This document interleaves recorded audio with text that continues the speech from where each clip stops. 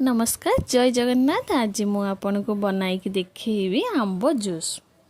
Summer season रे आंबर मजा जिते नहीं परिबा। आंब सीजन आसी जाइछि, समस्त घरे आंब अवेलेबल थिबो।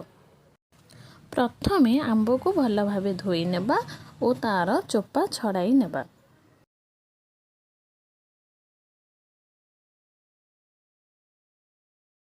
छोट छोट पीस करी जूसरे दबा।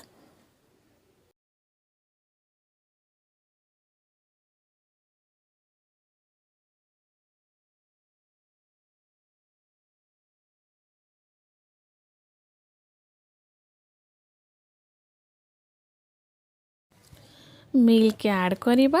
चीनी ऑप्शनल अच्छी, आपण चाहिए दे पारिबे न दे पारिबे सेटा आपन को ऊपर डिपेंड करे। ये सब को ग्राइंड कर देबा।